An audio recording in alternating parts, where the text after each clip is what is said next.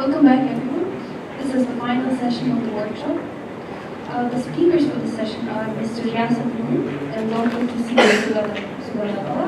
And we're still missing one speaker, but we will be here in a few minutes. The discussants for this session are Dr. Per Christer Lund and Mr. Renewable. And the chairperson is Professor Anthony Owen, Principal Fellow and Head of Energy Economics Division at the Energy Studies Institute. Professor Owen. Okay, thank you. Well, welcome back to the final session for those with the willpower to stay for the entire day.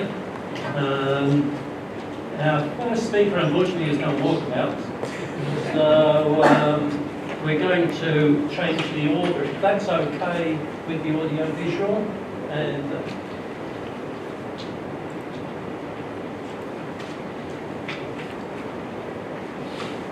so our first speaker now will be Dr. Sugathapala from the Mechanical Engineering Department of the University of Moratuwa in Sri Lanka.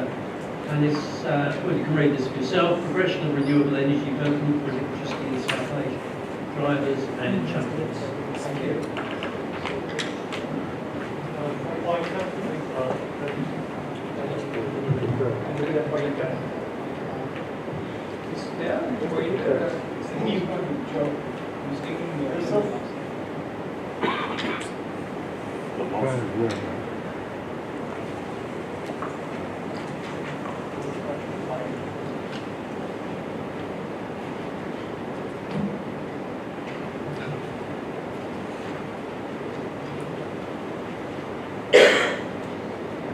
Thank you.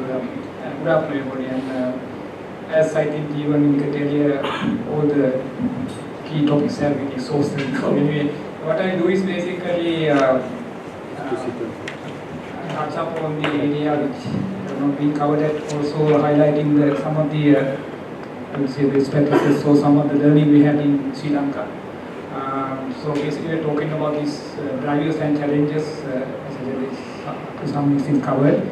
But one of the points I want to highlight there is why the regional cooperation becomes more difficult by looking at these countries. And also one of the points highlighted earlier that we talk about this type of topics, how far we are successful of bringing the policymakers into the discussion.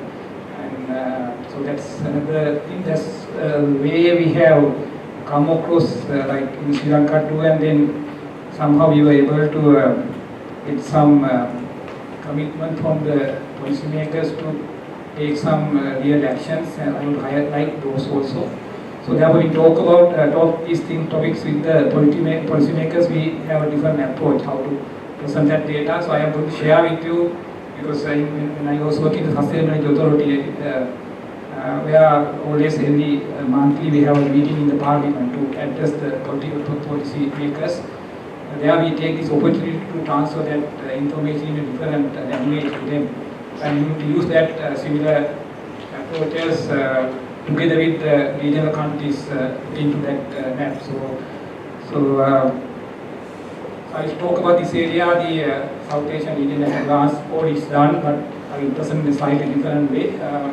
Then of course power sector and role of renewable energy on that, especially electricity generation, and some conclusion in that context. These are our basically one of the point probably we have highlighted is there when you look at the number of people, the population, 1/4 of the world, and 2/5 of the 50% of Asia. But when you look at the land availability, we are having only 1/10 of the land in the world and 1/9 of Asia. So we have that higher population density.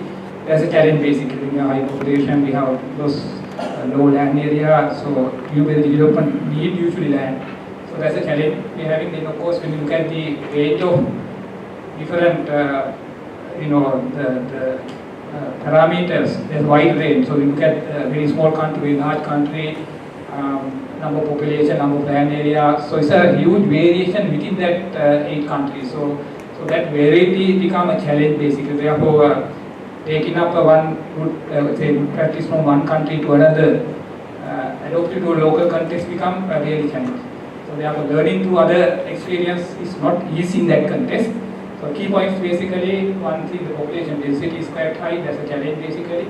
And of course the regional, the contrast between different parameters becomes so vast, so that that's become more challenge for development of energy sector. That's one area. So when we look at the economy also, we can see wide variation there, per capita GDP, and some of these indicators are the overall one, but we have to go into detail to see why there's a difference there. But looking at these indicators also important in a way. And on the other hand, when you look at the HDI, Human Development Index, again we can see wide variation there. So that diversity become a challenge as a region. So that's one point I will highlight. Then some of these key indicators like carbon dioxide emission against the world average, we can see that we are not in general high emitter. But of course, another aspect is what we call this ecological footprint, global hectares. Again, you can see our region. We are so the basically what we call this wire capacity is say 1.7 hectare per person basically. But when you look at the other countries in South Asia, it's well below that. That means we are not really exploiting too much our natural resources. I would say this can be considered as a touch point in a way to develop basically. And we can sell this idea basically. And then if we can develop your energy sector by looking at this particular feature and try to integrate to economic development with that feature. For example, promotion of even tourism. Then some different type of industry. For example, our government industry is very strong, and they are using this particular parameter or this aspect high in their marketing tool, saying that Sri Lanka is a green country, and they are going for carbon neutral. Thereby, they are having very high market, competition in the world scenario. So therefore, there are ways of using these indicators for a different country or this region to exploit their development. Another indicator is what we call this inequality adjusted human development index. Is a new indicator on top of HDI. Now they have included this discrepancy between poor and richer. So the new indicator, this new indicator is called IHMDI, inequality adjusted HDI. So that one against talk to this ecological footprint. So we have this quadrant, we call this minimum global sustainable development quadrant. There's no country, so indicate that there's no country in this area. Basically, it's all unsustainable development area. But we look at these regional countries, so this is the way it's going like this as the usual case. So if we have a more development, we are going to have more uses of natural resources, and then you can go beyond the biocapacity. So most of the developed countries are above biocapacity, but if you look at the regional countries, these are the 8 countries, we can see all the countries are below the biocapacity. That means we are not really exploiting the environment. And then now you can see, now this is one of the points we are highlighting in our discussion with the policy makers. We can see Sri Lanka here. Sri Lanka is the best country, we can go to that quadrant. So therefore, this is the way we communicate to the President, the Prime Minister, to the policymakers that Sri Lanka has the highest, the best potential to go into this quadrant, and then thereby we can show the world that sustainable development is achievable.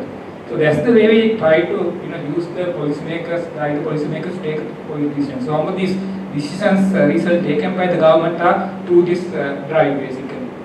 But altogether, but this is challenge, how to go against the business as usual case, dash line you can see there. So if we go in that way, we are going to miss the sustainable quadrant. So therefore, move to this quadrant is not easy.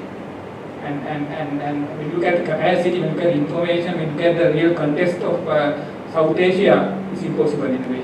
So therefore, there are a lot of areas where we have to improve to go into that quadrant. So therefore, if we can map your all the countries, the environment required to go to that level against your economic development plan, then you see what are the actions you have to take. So I think that's the way that we have to indicate. Energy is one of the part of that. Electricity is one of the part of that. But we have to then link to the whole economic dimensions against energy against those dimensions. So that's the way I think we have to develop your thing. So therefore, look at electricity sector, as indicated earlier also, it contributes to less than 20% of the energy, like in Sri Lanka is 12% only. So 88% are thermal, including transport. But of course, when you look at the quality of electricity base, so therefore in the future it will grow. So therefore increase its own electricity as a universal source or the quality source of energy. So therefore this development plan, you look at this sustainable development direction, that direction will have impact on, or the electricity will have impact on this development pathway. Another indicator is the typical HDI against energy. So now we are going to energy now. So this is the time energy consumption correspond like this against the HDI. So you can see the average of the world is there. And look at again the regional countries, South Asia. Now when you look at the typical pathway, this is as usual. We talk about 2,100 example. If you go by typical pathway, we need 3 resource first. We say for India and China alone, we need 2 resource first plus the other countries. But if you go the sustainable energy pathway, so one world scenario. So that quadrant basically again there's no country in that quadrant. So if we can move that point, then we can ensure sustainability. But all the countries should converge to that point. Again, when you look at the regional countries, when you go the as usual case, we are going to miss that one. Then there should be a special path to go to that quadrant. How to go? Then we have to look at that one. The electricity is one of the elements there. I'm not saying this, but just looking at it, we can do that. But when we look at this pathway, there will be certain actions we have taken electricity. So that's the way we have to look at the development. So it's a challenge to go to that. If you look at business as usual case that we are following now, we are going to miss that sustainable quadrant. So a lot of renewable energy presently, this has shown there, but I just want to highlight what we call this one. Large hybrids quite high usage are there. But you look at new renewable sources like solar, wind, other sources are not commercially available yet, like Renewable, the sources. You can see it's big one. The amount is very small yet. India and Sri Lanka we have 100 to 15, but other countries very minimal. So therefore, in terms of renewable electricity, except large hydro, our region is in very weak situation. So therefore, most of the developments are planned through this solar and wind mainly, where the technology is only matured compared to other technologies. But when you look at the region, we don't have that much there. So therefore, going towards renewable energy, especially solar and wind, is a huge task. So therefore, it's a huge line there.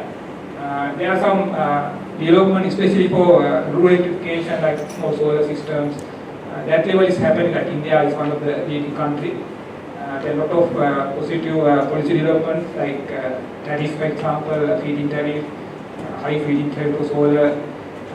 There are, I think, several policy actions taken by the region, but still, policy like targets, even in NDCs, we can see a lot of targets are set. But in this picture, going to that target will be a real challenge. One of the issues is the technological or the capacity to absorb technologies. We have a global indicator called this entrepreneurship and innovation indicator. Yeah, all the countries in the region shows very, very low capacity of absorption of technology. There are areas is good, but then absorption technology is very weak. So therefore, innovations, earlier we talk about even the IP, intellectual property, those are the real ground situation we have to handle. But we are very, very weak. We can't negotiate on the technology basically. And although the renewable is owned by us, the source is owned by us, the technology is not. So therefore, real benefit of renewable is not really happening there because the technology is alien for us. So therefore, unless you build that capacity, research, development, entrepreneurship, innovations, IP rights, all are very, very important aspects. So therefore, I think promotion of renewable energy, especially is like renewable energy sources are a real challenge. But large hydro, of course, there are potential. That's the only positive point we are having. But again, there are some concerns regarding whether large hydro is renewable or not. And again, another area probably what we have to look at is not seen here the biomass. The biomass has been used extensively but for thermal energy applications. So it's not shown, it's not seen here because it's electricity. But then in Sri Lanka, for example, we have really trying to promote biomass energy for power generation. We have around 50 megawatt now. But through linked into agriculture, linked into plantation, we call it what we call intercropping. It's not just growing a tree to cut the tree and then get the energy. That's the conventional practice. We tried and it failed. Now we are integrating the agriculture, the timber and energy together, so that priority is the agriculture, then timber, then waste is for energy. So that seems to be working. We are working with even the forestry department to push that. So there are other technologies but need innovative interventions. Recently we have also this waste. We have been trying to manage the waste in a different way, but now the government has decided to give a higher tariff to the renewable energy window for waste energy projects. And then suddenly for the last 1.5 years we get projects to cover the whole disposal base in Sri Lanka now. So I think in 2 years those projects will come, but issues are there because when we burn MSW, this is up quite high, we have to have very advanced technology, so costly, so that we offer a tariff of almost 2 times solar tariff, like 80 rupees for solar and we have 36 rupees for the waste to energy projects. Then only the projects came into the thing, so we are getting 50 megawatt in total, but the gain is not just renewable energy, the major gain is basically the waste management. So when you integrate that way, like not energy as energy but energy as economic activity, then only we can promote. So that's the kind of message I want to show here. Basic highlights I quickly go there. Highlight earlier also, heavy dependence of fossil fuel is one of the challenges in some countries, especially in Sri Lanka. And also when you look at the whole picture, most of the countries are depending on single source. That's become an issue of security and diversification of energy sources are important. That's another way of promoting renewable energy. Supply, like although Sri Lanka we have 100% electrification, but the issues are there in the quality of supply, and they were the voltage drops and especially when you connect the renewable energy to the grid, the fluctuations come. There are a lot of technical challenges where we don't have the capacity to manage. So we don't have physical good the solid or sound transmission and systems. Secondly, we don't have manpower to do that also. So therefore, there's huge challenge of integrating renewable energy to the grid itself. So that's already 100% electrified. So again, how to plan for the demand growth. And sometimes what will happen is like for the last few years, our generation plan had a capacity enhancement plan, and we then with that one and found that we didn't get that demand as we expected. Because we had a lot of energy conservation program, and for example now in Sri Lanka 80% of our households are converted to CFA, and this alone had a huge reduction in peak demand. For example, at night we had a 400 megawatt reduction there, basically, which is not expected, and we were bad planners, so we were not able to predict demand growth by looking at the way this goes, like technology advancements and so on. So that's also another area where we are really lacking. Obviously, to highlight what are the challenges, basically the small economies of scale is one of the issues. Like we had that one in green energy, for example, at the beginning we had a plant 10 megawatt, because we have a limit of 10 megawatt to give the tariff. The tariff is set earlier for hydro, so or micro is 10 megawatt, which was extended to other sources. So when you have 10 megawatt wind, we have only 10 plants, like now it's only 5 plants, for example. So but when we try to erect these wind plants, we don't have the crane to do that. So we had to get a crane from India only for 10 plants. So huge cost involved there. And so initially, tariff we are given for wind is 24 rupees. And then it worked. We had now 100 megawatt where we paid 24 rupees. But recently we learned from India, we had this reverse bidding process, and now it's come down to 12 rupees. So from 24 to 12, 50% reduction by learning from India. So it's hard way of learning, but still I think so. That's a good way of doing that. So there's a lot of other aspects like the market potential, installation cost is an issue because we don't have local manufacturing. India is not like we have our own manufacturing, not in Sri Lanka. And logistics is very easy. We have very high potential in the central part, but we don't have road to transport wind turbines. So, and even when the wind turbine capacity is greater than 2 megawatt, now we have 5 megawatt wind turbine and 7.5 wind turbines are available now. But more than 2 megawatt wind turbine, you can't bring it to even on the road. So we have to access from the sea, even direct 2 megawatt wind turbine. We don't have road to transport. So these logistics are issues, and a lot of that has quite social cost. The risks and uncertainties are so there, like especially banks. So we don't have data for conversely for several years, so that the banks are reluctant to fund for those because of the variability. So those are some of the policy level. Then we have technical issues, limited technical capacity for design, manufacture, maintenance. There are many things. Then mapping solar. We have done a very detailed solar mapping recently. With that, now we have a massive solar energy program the level, Sri Lanka level basically. We call solar battle now. It is really now going ahead, and we had our NDC, we had a target of 120 megawatt of solar for 2030 period. Already we have reached 120 now, so that's to respond within a year or two, we were able to promote that. So it's some technologies we were able to push in very accelerated way, and but some issues local manufacturing is not there. The standards technology is not there. That's especially for like LED, for example, we had that issue. It's promoting very large way, but then quality issue, and we have a lot of issues with the quality. And similarly in turbines also, now we are setting some standards, but then that's not in fully implementation. Even the solar, for example, we don't have the testing capacity to check the declared performances. So presently we are looking at the international testing certificates, but we are not very sure whether what we are getting is that. So we have to have a market survey and then look at what really they are. Because already we are getting complaints from the public saying that they don't get the performances. So there are all the technologies promoted, the quality is still issue.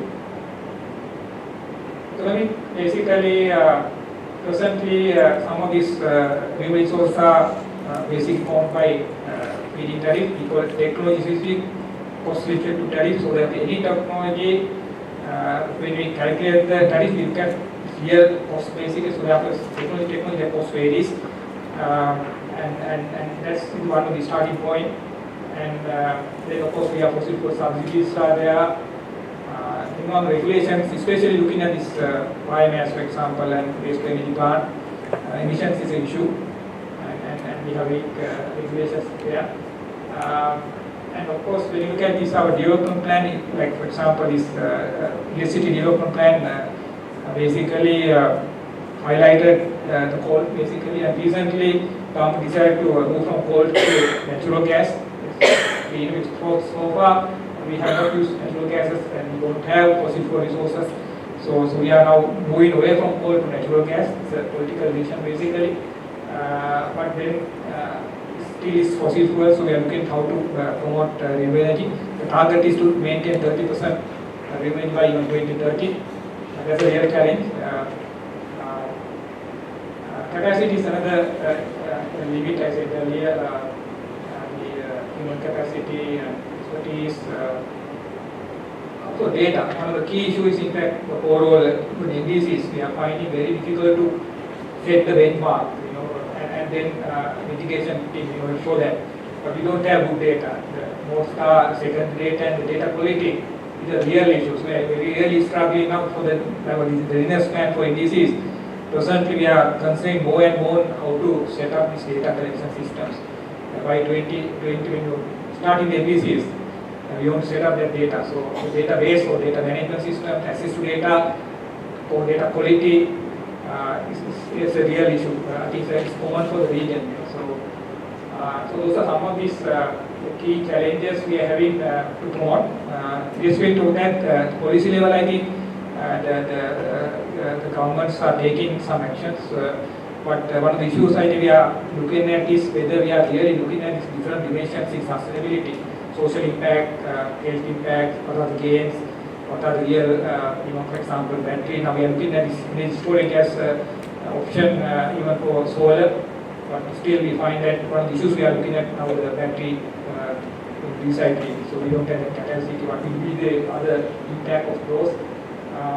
So we have the complete picture is not really seen. So and a lot of uncertainties are there that we need more, I think, comprehensive knowledge or the analysis on those, even the renewable energy, to really promote that. And recently we have a case where we are promoting biomass in a big way. We get very high tariffs for biomass, and one of the leading companies, they shows that coal is more sustainable than biomass because some of the biomass are coming from the forest. And when we cut the forest and use biomass, the biomass becomes more sustainable, and they show that coal they are using is more sustainable than biomass. So they have both of coal power plants, both boiler basically comes in the application. So therefore, sustainability itself we have to prove, so that's real life cycle thing. So therefore, the real picture may be different. So therefore, when we look at the real impact of renewable energy, it's not just saving carbon. We have to look at many other aspects to see whether these are really viable or not. I think that type of approach is not there yet in place in the region to really place renewable energy against the business as usual case. So we are missing, I think, many important aspects.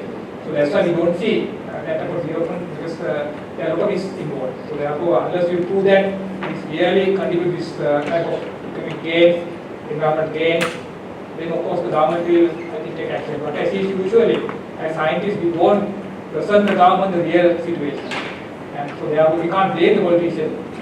We blame ourselves that we have not presented our case properly because we are still having a half-baked situation. So that's the thing. So there are a lot of barriers are there, challenges. Of course, drivers are there. Yeah, so in the last two slides. Energy security is one of the aspects because energy diversification is important, and some countries are depending heavily on import of fossil fuel. Like for example, Sri Lanka, 30 or 40% of our income go to importation of fossil fuel. So it's a huge impact on the economy. So therefore, diversification of like going for Indian sources importing, and also it's not that energy we are talking about local development, capacity building, knowledge transfer. It's linked to the social and other dimensions. So and local validation is possible, and there are business opportunities for the local community. Then access to clean funds are also possible, and it will promote R&D. Without R&D, these innovations, the renewable will not pick up. So therefore, local contribution to innovation is also available there. Then of course, I highlight again this regional cooperation is important. I think in development renewable energy, we had this. We have very good potential. One of the best site in wind energy in Sri Lanka. That's north side and very close to India. So we are talking about exporting 4,000 megawatt of solar wind energy to India. But negotiation for this grid didn't materialize. ADB has funded for that one. We had two levels of PCB studies, but at the end, what it failed is the political is failed. So therefore we couldn't proceed that. But I think again there's a discussion going on that one. Then of course local environmental effects also we can highlight, in global environmental effects also highlight, and sustainability we can highlight there.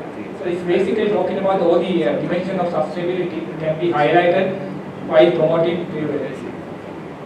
So in conclusion, basically in general we have tremendous potential like hydro, wind and solar together in the region, but we have not exploited in that way because there are lots of challenges and risks are there.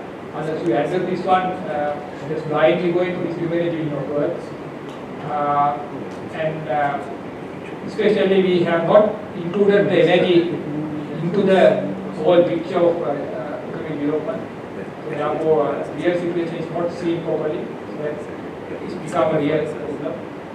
And so we need some immediate policies. We can look at some best practices, but I think each country has come up with some novel, innovative in policy making also to promote renewable energy, just not blindly, but by looking at real impact. and then we have set up MR system, audit report and verification to check whether your decision is correct.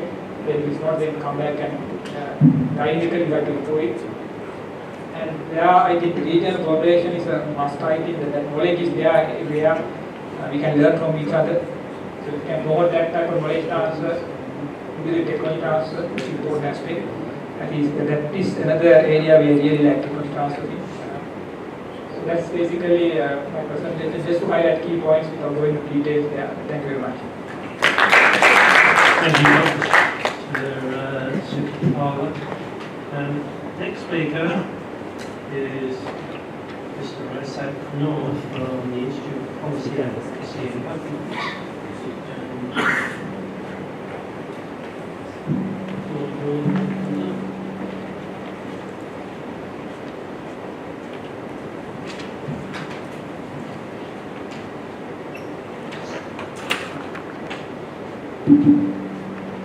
Thank you, sir, Dr. Owen, for the introduction. Before going into the presentation, let's pause for a moment and reflect on what we have. As much as we talk about economic development or industrialization or civilization, it is almost impossible to tap into the potential without appreciating the benefits of power and energy connectivity. It starts with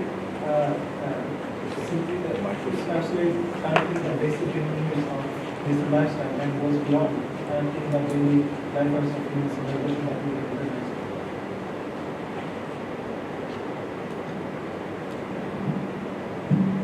Honorable directors and scholars of NUS and NUS and my dear colleagues from all over the world, very good afternoon to you all. And in my presentation, I will be talking about the cross-border energy trading in South Asia.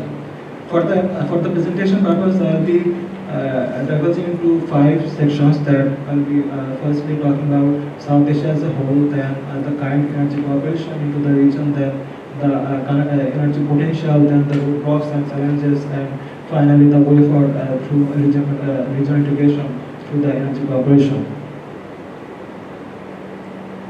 First of all, let's look into the common basic figures. For example, South Asia as a whole, we already know that it is one of the most densely populated areas in the whole world. It consists of almost a quarter of the whole world population. However, in terms of aggregated GDP, it has only 2.9 trillion US dollar, which is only nearly 4% of the total US total world GDP. This is happening because of the weak trade integration in the region compared to other regional blocks. In fact, South Asia as a whole, if it wants to trade within the region, it is more expensive than if it trades outside of the region. For example, it is 20% cheaper for India to trade with Brazil than to trade with its partner Pakistan.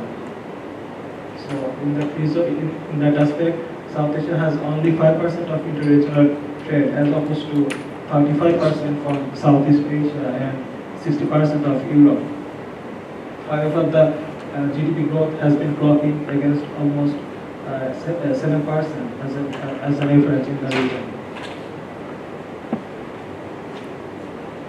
The energy context, however, is very promising if you look into the details. For example, it is already, we know that one of the biggest motherlodes of energy concentration in terms of both conventional and unconventional energy, that be coal, gas, oil, and wind, solar, and other potentials as well. However, the energy gap is very high so far. Consumed electricity in 2013 was 928, whereas the produced capacity was almost 641. The other amount was kept in through the import from foreign countries. However, as we look into the electricity consumption in 2014, only 707 kilowatt per hour electricity was consumed as against the world average of more than 3,000 kilowatt.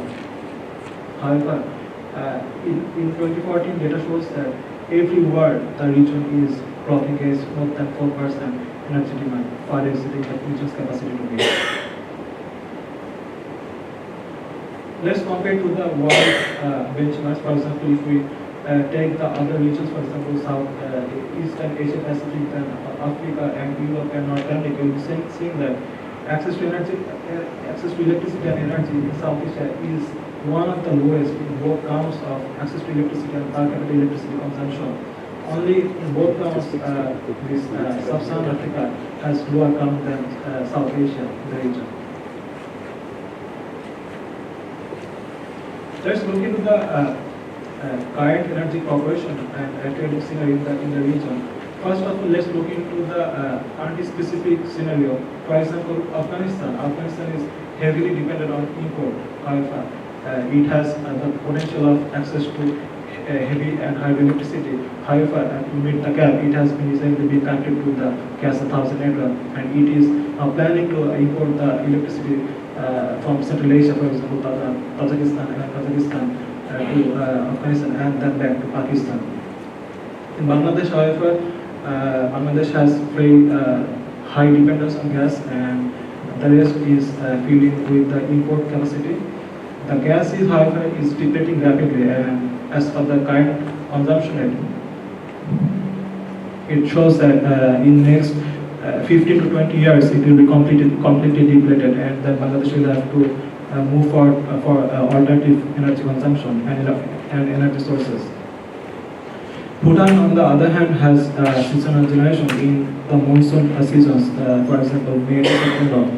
And however, in that seasons, for example, Bhutan exports the surplus hydro to India. India, on the other hand, is one of the most concentrated network in this energy corporation. For example, it has been trading with the BBN network. BBN, for example, is not the Bangladesh, Bhutan, India, Nepal. However, is not that infrastructure term, but in terms of energy activity, it has been developing and importing, exporting, and trading in these countries as well. However, in power shortage is still existing in the northern parts of India. Maldives, on the other side, we can see that there is no significant power reserve. The transmission system is very vulnerable to the natural disasters, as it is sided with the Indian Ocean. Nepal, on the other hand, is very prone to blackouts and seasonal dry hours, and especially in the dry seasons. However, Nepal is supposed to have the surplus hydro. However, they can't have that access so far, but in the next 5 years, they are expecting that they will have the access to that surplus hydro, and they'll be able to export those potential to the neighboring countries, for example, India and Bangladesh. Pakistan, as I've seen, that it is almost similar to Afghanistan case. However, they have very good access to hydro, but they have supply shortfall so far. And similar to Afghanistan, they have connected to the gas network, and through Afghanistan, they will have the access of hydroelectricity from Central Asia via Afghanistan. Sri Lanka, you can see, is they have high reliance on the oil imports, and most of the internal power sources are very high cost due to the oil import and their tariff system. However, there is no significant power trade due to the lack of the transmission capacity so far.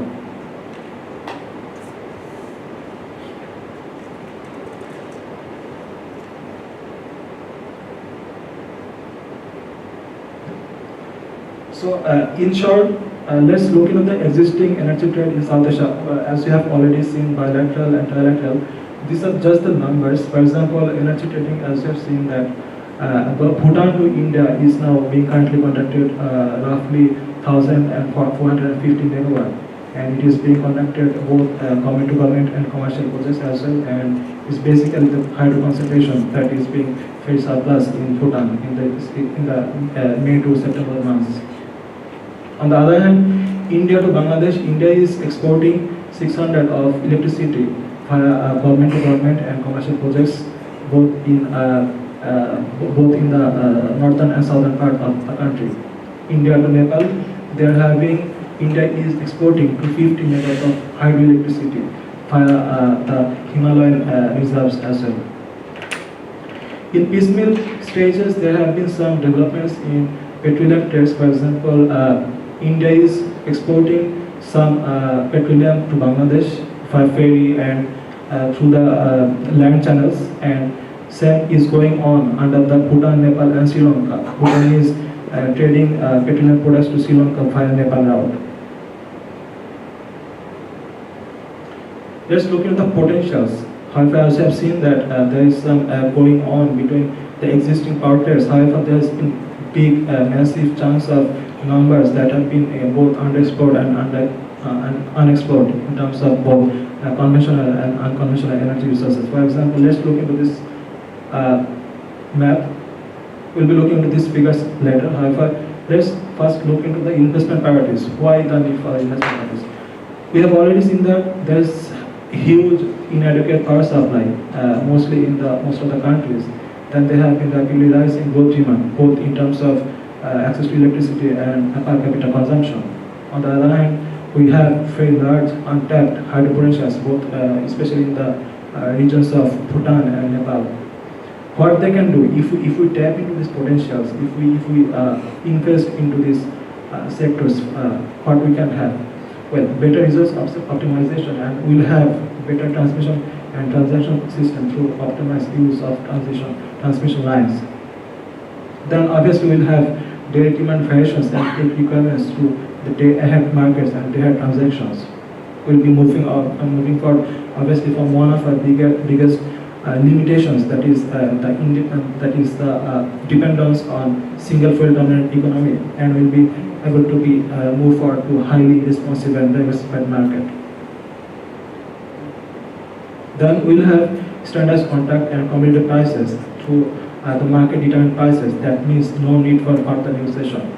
We come into this market and just take the electricity or the necessary capacity or the deficit that we have, and we can have it on our own. These are the estimates. These are not the fractions of the exact figure that I'm putting. This is very cursory look, but this is very close to accurate.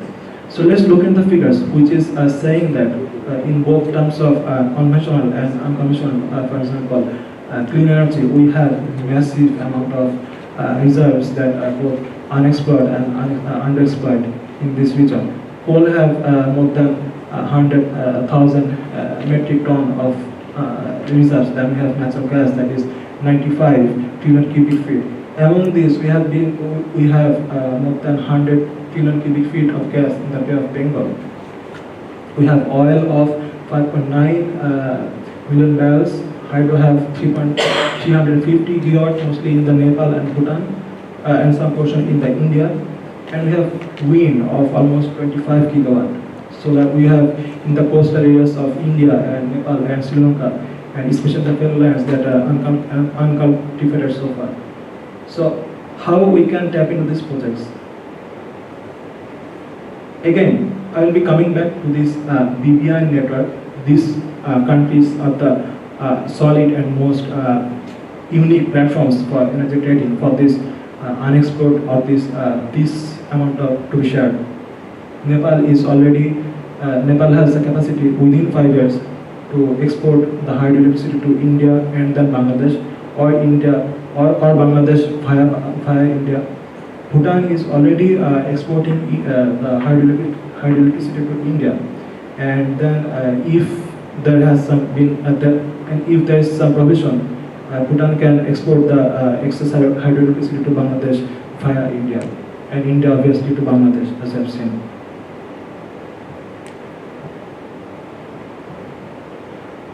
Now look into the clean energy platforms, for example, solar, hydro, and wind. We have already discussed about the hydro, so I'll be coming that later.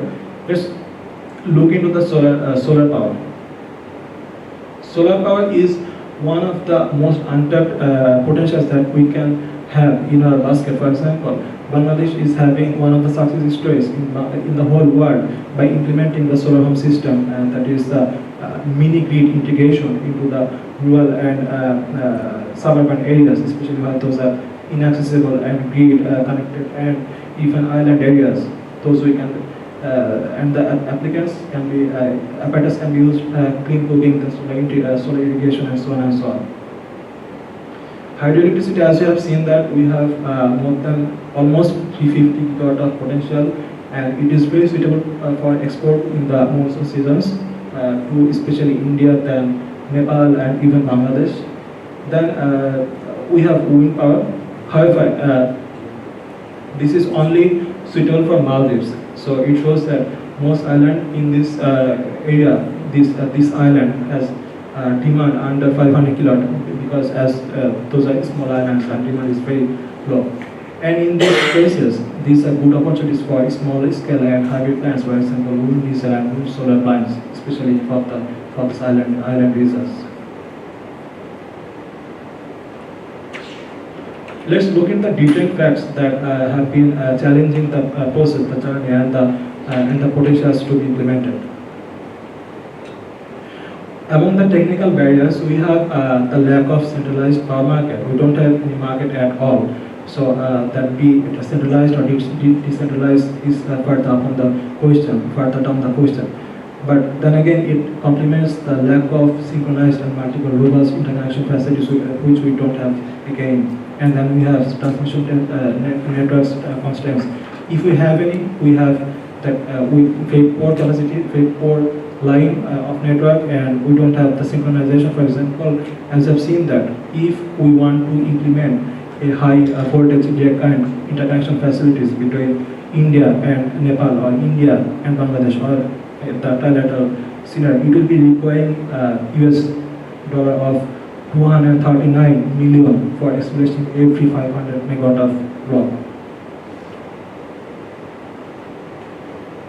At policy and institutional level, we have the lack of capacity building programs, as we have seen that as a region we don't have that much, and then lack of trust and cooperation among the states, several states, and then we have institutional bottlenecks along with even interdepartmental conflicts. Then we have the lack of adequate funding for long-term projects, which we don't have much other than several projects from ADB for South Asia, and especially the SASEC projects. And then we have the lack of inter-country coherent policy frameworks as well. How does it affect the whole game, the whole scenario? Again, as I was saying that this is making the whole region as a very single fuel dominant economy, that we have the increased dependence on import. We have unrealized energy potential, especially in the hydro and other renewable energy sources. Then we have unutilized cross-border energy trading. We have poor regional synergy and both. Half of this is secondary and comes from the other factors as well. And then we have very least regional integration and cooperation. How we can move from breaking these chains of blocks and barriers? Let's look into these figures. First of all, South Asia can be a game changer for energy connectivity can be a game changer for South Asia. If we implement the whole thing, it can have the improved connectivity through people-to-people contact, then multifaceted trade and infrastructure facilities and connected regions, and so on and so on. We'll have reduced carbon emission. Obviously, if we implement the hydro projects, especially the other, it will be replacing the conventional energy sources, for example, especially the gas and coal, and that way we will be as well reducing the dependence of rapidly depleting resources like coal and gas as well. Energy sharing and exchange platforms obviously will have more synchronized energy grid, and regional stability will have the option to move into more connected and synchronized frameworks and more rejuvenated platforms, that's for example SAFTA and WSTEC. And obviously we'll have the option to depending on each other or relying on each other. This way we'll have the option to complement our strength and complement our weaknesses through sharing the energy and other resources, and we'll have less dependence on primary energy as well. Let's look into the math. This is one of the simulation ran by ADB back in 2015. It shows that the interconnection facilities, net-term cross-border interconnection facilities, if we implement the bilateral projections and bilateral facilities and bilateral potentials at full extent, will have more benefit as opposed to the initial investments in every aspect for every country. This establishing, the candidates are India, Bangladesh, Nepal, Bhutan, Pakistan, and Sri Lanka, and shows that the minimum cost-benefit ratio is 3.7. That is, if we invest, we will have 370% of our benefit as opposed to investment, and that comes from Bhutan and India connectivity. That is, if we fully materialize the hydro potential as well. This is a simple framework of how we can move forward for better integration. Obviously, this is not a very fit-in-all model, but this is just a start. For example, capacity building and engagement programs will have policy dialogues and merge check platforms and TVET programs and polytechnic institutions and so on and so on. We'll be learning from the champions. For example, Casa 1000 Network and Moratuwa and South African Power. Those are having and projecting very success stories. And the other regions will have the need for common and coordinated seabed framework, that is cross-border energy framework. This will be offering us with senior modeling, the enabling policies for the mechanism setting and so on and so on. Central power grid for stable and reliable energy sourcing. For policy frameworks for intercountry synchronized policy for easier energy concentration and trading. Then rebuild regional dynamics. It will be enforcing the cohesiveness of regional integration and peace building amongst the countries. We will have the need for investment prioritization.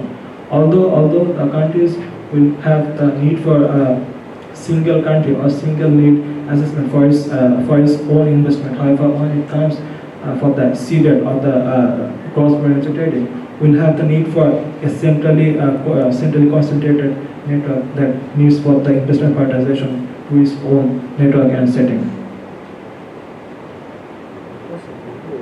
To wrap it up, South Asia cannot have a fit-in model or customized solution for each of its country for its energy crisis. As long as we have shared interest and shared common goals and shared energy potential, shared but unexplored and underexplored energy potentials, we'll have to share the opportunities and share the investment priorities and other priorities for energy cooperation as well. Only then we'll be able to fully justify and fully harness the potential of regional integration and peace building within the region. Thank you. We've now got two discussants for this session. First of all, Dr. Per Christer Lund from the Norwegian. Yes, thank you very much, and thanks to you and to Christopher for inviting me to this very exciting seminar or workshop. I think the first question I ask myself is, why is a Norwegian diplomat in here? What can I contribute to this, or what can I maybe gain from this one? Well, the first question, I gained a lot. Thank you very much for helping me to understand much deeper also the challenges and the opportunities in South Asia. Personally, I have a bit of a different background. I'm not a professional diplomat or a career diplomat as such. I have a bit of engineering background, and I've been working in the power industry for many years. I also had a few years at the Norwegian, the Nordic Power Exchange and Norwegian Consulting, and I worked actually in India in early 2000 with the design and the assessment, the feasibility study of a wholesale market in India that later turned into be the IPAGs, the Indian Power Exchange. So I have a vested interest in the development of power trading as such. I've been listening to the discussions here, and I I learned a lot. I see there are massive opportunities for building something by utilizing the resources, the assets, the opportunities are here. But there's also a quite substantial and massive list of barriers and challenges that may be overcome as well. I just want to reflect a few things on my work in India when we were working on the power exchange. We were invited by NTPC and the Power Grid of India to work on a feasibility study based on the experience that Norway and the Nordic had on the very first international interregional power exchange in the world. It went live in 1991. So we have now, 26 years of experience. It expanded into now what is now more or less the standard European market. When we were invited out to India, there were a few things that we really, a few fundamental questions. First of all, is it possible to organize as a structure? Does it make sense to have a power market, a power exchange, when there is basically a deficit situation in a region? How can you trade if there is no surplus as such? That's one thing. And the other thing is that how can we harmonize all the players in such a market? So the questions came basically from an engineering point of view. At that time, and still probably now, the energy system in a region is looked upon as a very complex engineering feat. It's balancing, it's a capacity. You're supposed to produce exactly the amount of energy that the customers are consuming at any time. And that's the challenge that comes up to it. So trading and the commercial side of that was not really discussed very much when we started the energy reform in the early 90s and at that time in the 2000s as well. So I think what we were discussing a lot was kind of what I like to think about, the separation of the commodity of energy. Basically the good that you're trading, you set a price to it, there is a value or cost of generation, and there is a value that the customers are willing to pay for this commodity. So it's like a commodity of anything else. And that you can price, that you can set up a market for, that you can make all these kind of financial investments and forwards and futures and all these things. And then there's the other element that makes this commodity very special, and that's the delivery, the capacity, the balancing, the physical underlying things. And I think what the first things we did when we were thinking about regional power market is to kind of disconnect them in a way. They are connected, deeply connected, but it's helpful to disconnect them. In the sense that the trading of the commodity is based on the marginal or the cost of generation versus the willingness to pay. So the price signals, it influences your investment, it influences how and where you should generate and or produce, and also it influences the customer's willingness to pay for the commodity. And that was quite a new thing that we were working on at that time. And that doesn't necessarily have to be very institutionalized. You can set it up as a set of bilateral contracts, or you can organize these contracts in an exchange. And the other thing was the harmonization of the underlying technical question. That were the main questions that we got. You need to the idea and that the truism, which was at that time and still is now, is that you need to harmonize. You need to align every single market. You have to align the countries, the way that the countries are organizing their energy system, the ownership, the system operation, the generators, the ownership of the generators. Everything has to be harmonized and equalized. And this is definitely not true. The examples from the Nordic and the example from the SAPP, and also the ideas that has been raised in Southeast Asia, is that it's fully possible to organize a market, a wholesale market, on top of existing electricity infrastructures and structures. You don't really have to do anything on the institutional or the technical side of each country's electricity organization to have a well-functioning wholesale market. You can think of it as a contractual system. So this is, I think that was the releasing of the whole thing when things started to work in India, and it's been quite successful, I believe. So even though there is basically deficits in most of what we have learned today is that there are times, there are regions where they do have surplus. It's a different kind of energy. There are benefits of utilizing the daily fluctuations, the seasonal fluctuations, the variety of generating sources, etc. But you don't have to change the underlying way that each country is organizing their electricity system. You don't have to change the ownership, you don't have to change the TSOs, so the system operation. Basically what you have to do is just facilitate a higher level, put it this way, exchange, contractual exchange.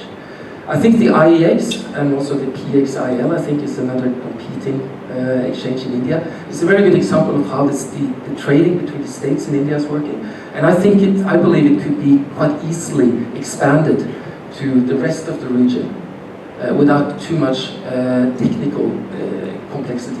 We've been discussing this in Southeast Asia, and I think we're working on a feasibility study for that as well.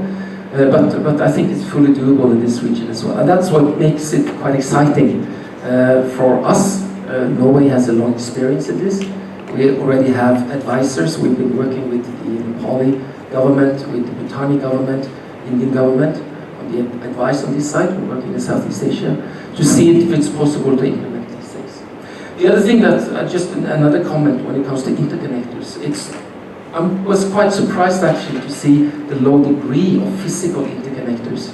I mean, obviously to exchange electricity you need to have the interconnectors. That's a fair statement. But I was surprised to see the low degree of the region, or the national interconnectors in the region. That being so, and I believe that some of the reason for that is on trust or political reasons and difficulties to see the financial benefit maybe. But I think another thought that I had was the idea of merchant interconnectors. It doesn't necessarily have to be a government-to-government arrangement. It doesn't have to be thought upon as a part of the national infrastructure or even a part of the national energy security. It can be looked upon as a pure financial instrument. It could be done by private companies or a combination of private and public entities, and you can make interconnections. We see that in Europe, it's coming up, it's doable. Of course, there are some aspects of the political ownership of this, how the revenue and income and the risks are coming up, but I think it may be possible. Just a thought, maybe it's because I don't know the political implications of this. It could be possible to start with small merchant interconnectors and see how this builds up as a basis for building up a regional power exchange from that perspective. Yeah, I'm not sure if I have any. We can maybe take some questions and answers. We've got Stop there. to give his discussion. Thank you, Per Christer. Thank you, Tony. From my side, I have two comments to make, more from my background and some of the observations that I thought that a topic that is being discussed probably. So I come from India, so I'm quite familiar with the ASEAN market, and we work a lot on ASEAN market integration projects more from the gas market perspective. So I have a few comments to make with regards to. So we talked about cross-border power trading and how harmonized development in the region can be come from utilizing different expertise from different countries and how it can be efficiently deployed. So one aspect of that wasn't discussed at all was cross-border investment in projects, power projects, which if you know ASEAN has a good intra-regional trade coefficient of I think quite 60% or 70%. But in the power sector it's quite low. And ASEAN with regards to South Asia, it's a very diverse region with quite disparate income levels and even developments in different markets. So I thought we could draw some parallels between some of the experiments in cross-border investment in ASEAN with South Asia. So we studied a bit of projects in different countries that have been that come under the ambit of cross-border investments, and we found that.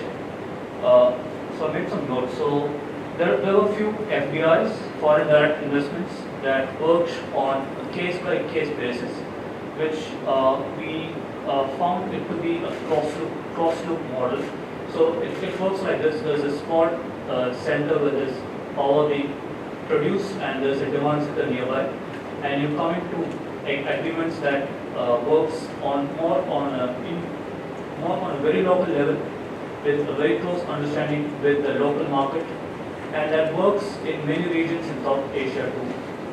So this example that we found was a small case in Cambodia where a Malaysian company called Wasyong invested in a 10 megawatt plant near Phnom Penh for that it was an excess power that they could produce from their rice processing plant, which they sold on a long-term PPA with another company in the same region, and the whole process was completed quite fast, and it has been highlighted by ADB as a model project for FDIs in the region. So we thought we could highlight that project. Then we found that such projects work on case-by-case basis, even in ASEAN. So another thought that we had was a consortium, a based cross-border investment, where a foreign entity partners with the local entity and they jointly develop a project as a consortium.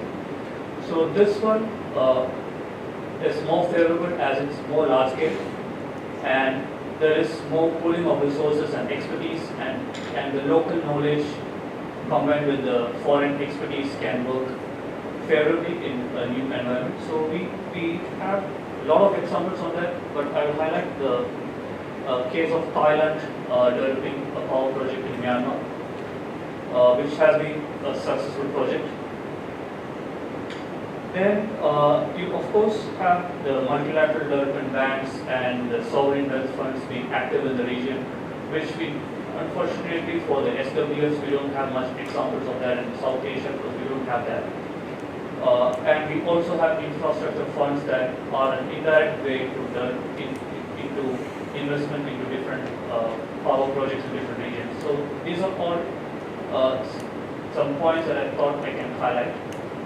Since we discussed a lot on power investments in the region. Then other thought that we had was that there wasn't much discussion on the social and environmental impacts of some of the projects that are being implemented or planned to be implemented in the region. So if a dam is being built in Bhutan or in Nepal or in Afghanistan, are there benchmarking standards or EIAs that, because most of these countries may not have expertise on doing EIAs and it could be exploited to some other party's gain, and any such example can create a bad precedent, and we think that can be thought through on a very regional basis. And finally, since I worked a lot on gas markets, I thought I can highlight the example of Trans-ASEAN gas pipeline. So this was a project that was discussed from the 1980s because of Malaysia and Indonesia are gas producers and other countries are gas consumers. And it so happened that the project didn't go through till about 2004. So there's a long delay in the project being mooted and the project being in the table for implementation. Even then, it didn't happen. Then what happened was that, in a regional basis, it makes economic sense to have a gas market rate. But on a country level basis, differing interests from different countries made the project unviable for any companies who were willing to invest in that project. So there were no investments happening.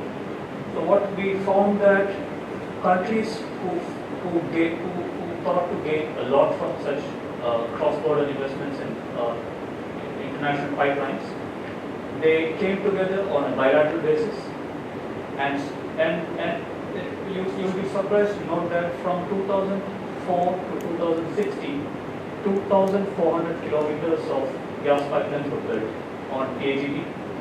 And this is working, and this is solely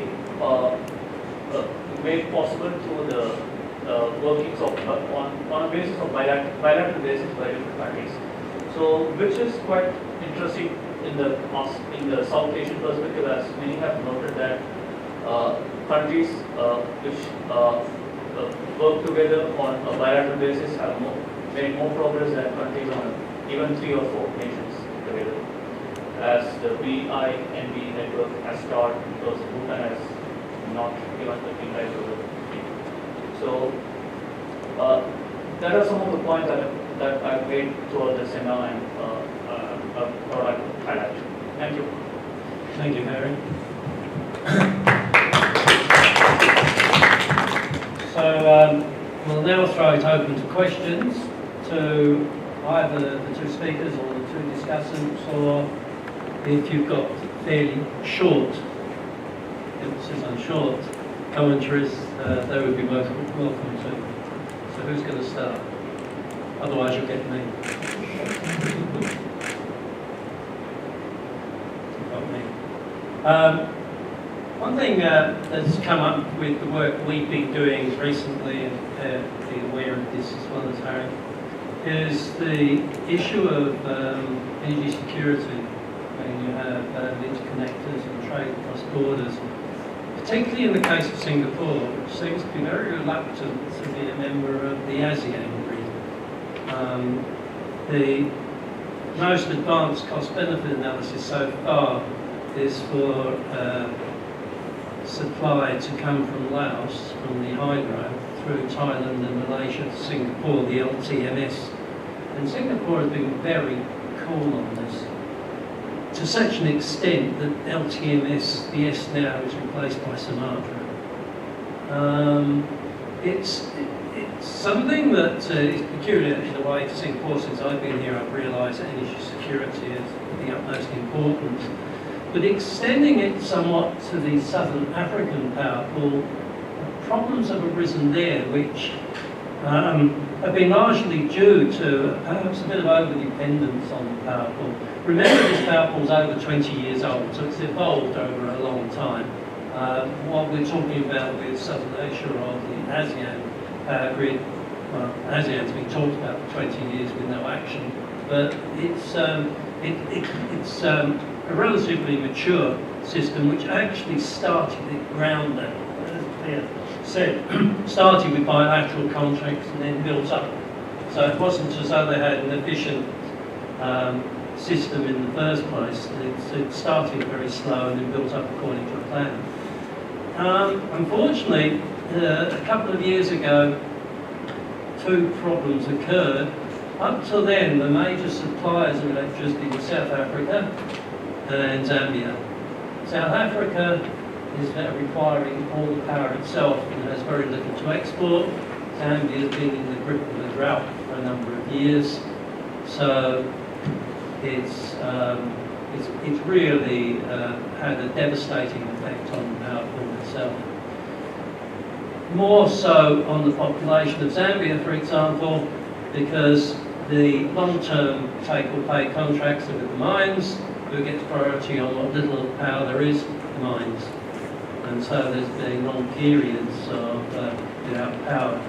So it's just an example, and actually that's not an unusual example for energy markets, the European energy market, the Australian energy market. They're all moving into a stage where reinvestment is not occurring. To an extent, that's due to the cost associated with subsidised renewables coming into the grid, but much of it's due to risk and uncertainty about future technology paths. So all I want to sort of emphasise is that there is this, you shouldn't underestimate the energy security aspects of this, particularly if you live in Singapore. Now, people have had a chance to think about questions and comments, so I'll throw it open again. Okay. Hello, thank you very much. I want to ask a question for Christopher Lund. Thank you very much for your speech. You have a very interesting vita, also engineering. You mentioned it's very easy to implement a market. What would be the first steps? And in terms of technical engineering, would you either go for connecting microgrids via sea cables or via on the countryside connectors? What are the steps from a technical point of view? Thank you. It's I think maybe that perhaps that's two questions. Is it? Yeah. The first one is how do you implement the market? I think a pragmatic approach, if I can use the experience we had from the other places, is as you said as well. It's basically a formalized bilateral contracts arrangement. That's basically what it is. That's the simple explanation. It becomes a little bit more complicated because it goes to physical delivery and it needs to connect to the system operation as such. But basically, it's a financial contracts market. So it's not that difficult from a technical point of view to set it up. Not at least the European model. The American model is a bit more complicated. And the other question was on microgrid. Just from the technical side of view, what would you do in Southeastern Asia, the whole region? What would be the first steps to integrate the market? Well, I mean, disregarding the political challenges, I think that to maybe expand on the existing market structure that is in India, the IEX or the other market, expand it a bit, make it a bit more easier to have other players. The surrounding countries like even Pakistan, Bangladesh, Nepal and Bhutan, Sri Lanka, could facilitate trading on this through a trading entity or even independent power producers in the countries. Facilitate a bit on the utilization of the interconnectors if they were there, or to the extent they are, implicit auctions and other these kind of things. So basically, just facilitating the eligibility of the players on the market, and B, facilitate the access to the interconnectors.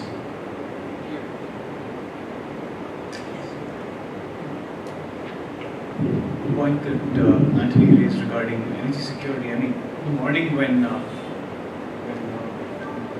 Castro was talking about almost innocuously that we should just get the power lines across. That's not really opening up the border.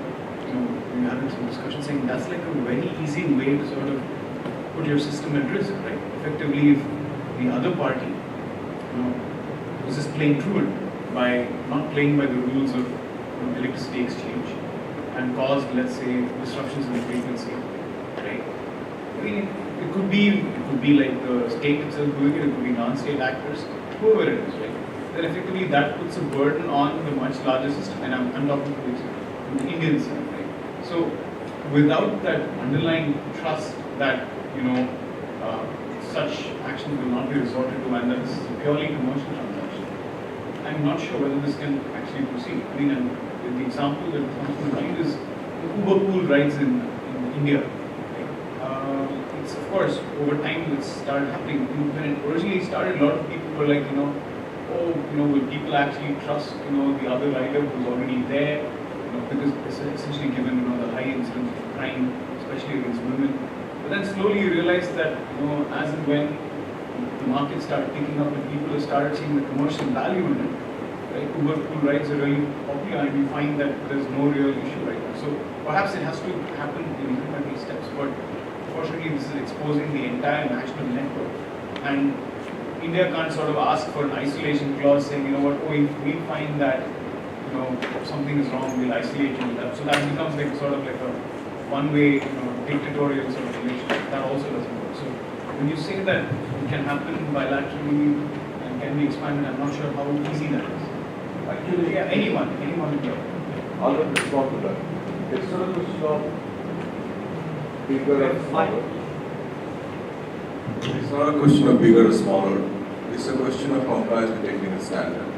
Last year, if it is of any interest to you, we had a big time problem in Dhaka because there was system failure in India. So it's not big or small. It's a question of some technical standards being met, and it's much easier to have those kind of technical enforcement in place than you have people facing across the border when issues like human trafficking. And we have issues with BSF and our border, and every year a lot of innocent people are dying. That is much more sensitive to open a border where human beings are concerned. It is in that context it was said that it's much easier to have control on technical specific and safety measures than movement of something more tricky and sensitive like human beings. Shot at because they are crossing the border with cattle.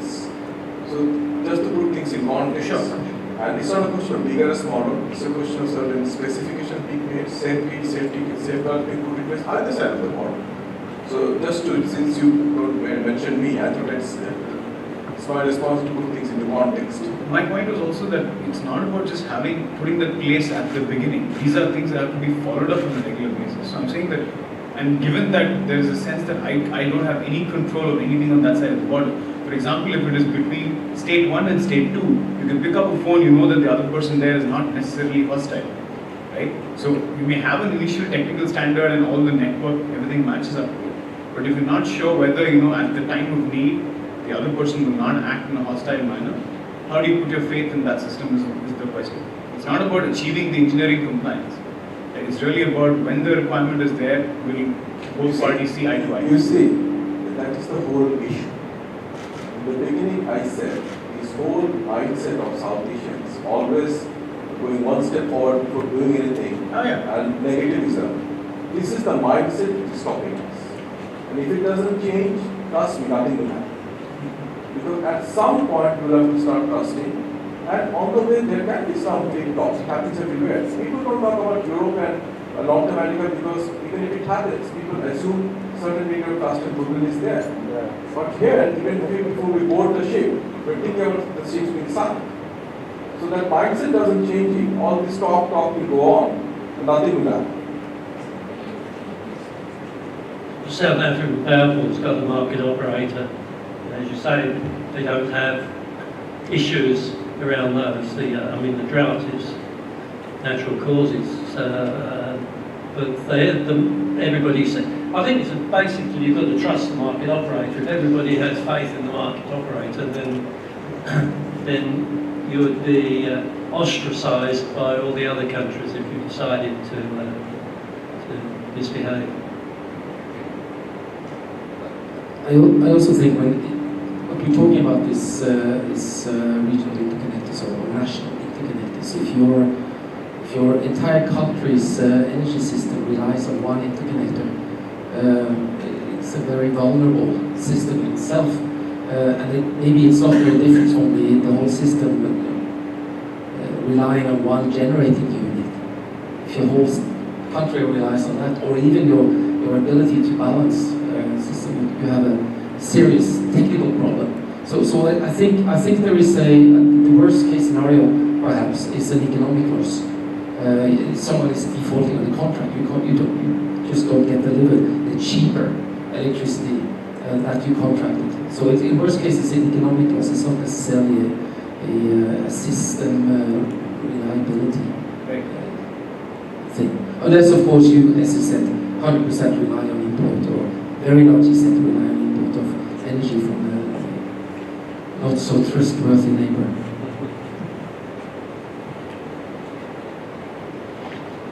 Further comments? Questions? Maybe I have one question to everyone, just as an observer, and perhaps I should ask this question, but we're talking about the renewable, or the alternatives to fossil fuel, addressing, of course, the climate change challenges. No one is mentioning nuclear. I mentioned it to you earlier. Nuclear as an option, and this is, I'm not taking any position here. I'm just asking the question on a rhetorical basis. Is there any nuclear roadmaps or plans? I mean, India obviously have not very large percentage of your generation mix. Bangladesh has some, and Pakistan some. Except from that, there are still some plants under construction. There are some other plants in the plan. generally, what is it about nuclear? And why is it not discussed or even mentioned here at all? Can I point you to the latest publication that I just came here with, Resurgence of Nuclear in Asia, 2017. So I recommend you that you buy this, but... Give it a short... No, but the short answer I think is that even in the case of hydro, so if you look at any long-term energy scenarios model for Asia, or for that matter, any part of the world where there's not clear cert, you will see that most capacity building associated with nuclear and hydro is exogenous. It's not driven by price dynamics or price inputs at all. And it's primarily because it is seen the economic delays associated with large nuclear, just like in the rest of the world, is seen to be so large that, and there is no transparency regarding the subsidies that have been given to nuclear by way of whether it's land, whether it's concessional loan, right? So ultimately what everybody sees is a very low cost power source. So if you today go look at the transaction cost of electricity from nuclear power plants in India to utilities, you will find that they are among the lowest, right? But then to have a full sense of what is the actual cost that has gone in, there's not enough transparency. I mean, or at least people haven't bothered to do that well. But there are many arguments that it actually works properly in the case of those countries where it has been entirely state-run. That's a personal view that I hold along with some members of my organization. France and India, I think, are two countries in question which have done it reasonably well. South Korea as well. Again, recent studies suggest that nuclear vintages over time have only become more and more expensive on a per megawatt basis.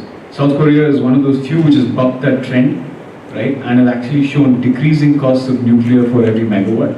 So that's another good story to learn from. But in most projections, nuclear in India at least is being showcased from the energy security perspective, saying that we cannot move from reliance on the rest of the world for whether it's oil or whatever it is, to solar panels and other components, to China and whoever else. And nuclear is basically going to be something that will act as our sort of go-to plan when all else fails. So that's sort of like a view that's being held in, and I think people still believe in the three-stage program that India has instituted many years ago.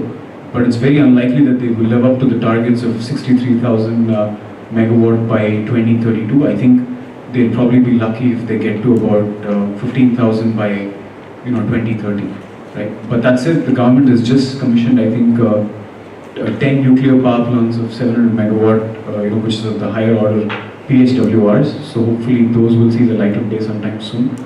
But India, I think, has a good track record, safety-wise, economic-wise, but unfortunately it's completely state-owned and there's absolutely no private sector participation in the full ownership and operation. So it's something that I think as researchers who do not have insights into that side of the government can actually comment on. At least this is India.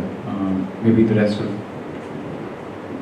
Sri Lanka, we have included in our generation plan now. What we have done is basically, although come beyond Adelaide situation, about almost now 15-20 years, we have been following the... Sorry, can you speak up, please? There's another mic in front.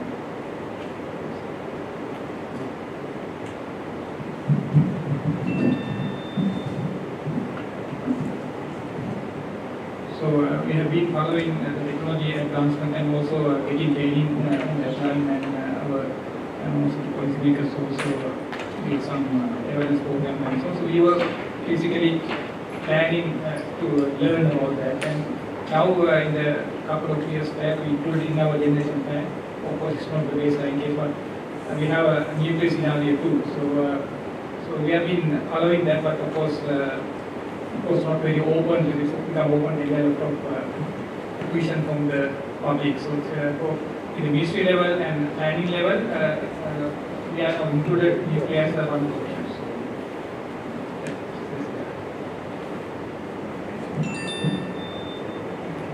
Anybody else want to join the nuclear debate?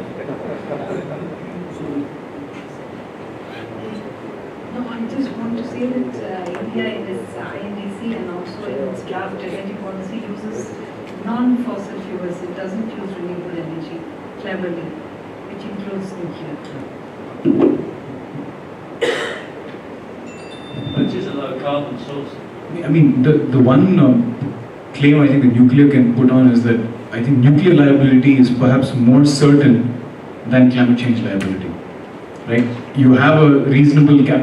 People will argue whether that's a reasonable cap or not, but for climate change, we don't even have that upper bound today, right? So we have to really figure out whether we want to handle the nuclear liability of a potential risk event of whatever magnitude, or do we want to handle the climate change liability, which we do not know is of what magnitude at all.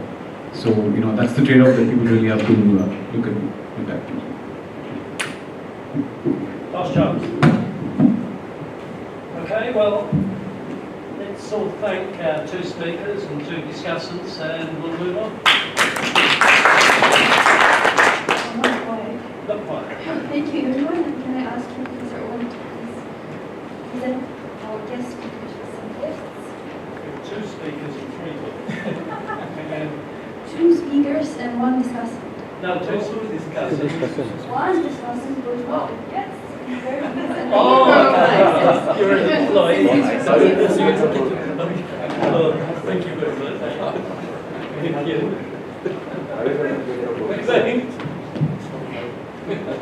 Sure. How does to buy? And we're almost done, but can I please ask Dr. Khalid to deliver closing remarks for the workshop? Thank you. Closing a pleasant occasion is not really a very pleasant task, but nonetheless, this is something that we must formally do when we come to the end of this very productive day. And I would like to first, without taking many specific names, because as most of you know, this is a joint activity that was performed by the Energy Studies Institute and the Institute of South Asian Studies. In fact, I think this is the first time, Chris, that we actually joined hands in bringing to all of you and to Singapore audiences this kind of an event. We are following up with a conference tomorrow, and it's by the quality of the discussions that we have had, by the interest generated by the subject, I think we are very sure that this is only the beginning, and we will be able to make more such collaborative ventures when we look at the coming months. Now, in terms of the next steps, let me assure you there will be next steps. There will be concrete next steps, but I think what we will do is that this has been a very rich workshop, and the outputs that have come out of it can be utilized in multiple fashions. And both of our institutes do have multiple stakeholders and audiences. We saddle both the academic community and the policy making and business communities. We double up as academic institutes as well as think tanks to some extent. So we love outputs that can be put to multiple use, and Chris from ESI, along with Hari, Dr. Narayan, myself and Rajiv from ISAS, we will put our minds together on the collective output that has come, and we would like to see in what possible multiple ways we can utilize this. In past, there have been occasions when we have put out these papers as papers by our institutes themselves. There could be a joint series which we might think of. There could be an edited book. There could be many other ways of utilizing this in short and long formats. But we would definitely be thinking about this as fast as possible, and on that we will keep in touch with you. We won't trouble you, but we will certainly keep in touch with you to deliver to us what we think are really good papers that have been put together over here. And finally, I think what I would like to also share with you is that on part of both of our institutes, we are active in terms of both a subject perspective as well as a region perspective.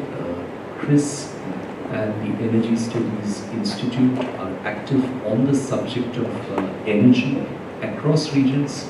We are particularly active on the region of South Asia, and within the region of South Asia, energy is a subject of interest for us. To that extent, we complement each other, and we will be taking this complementarity forward.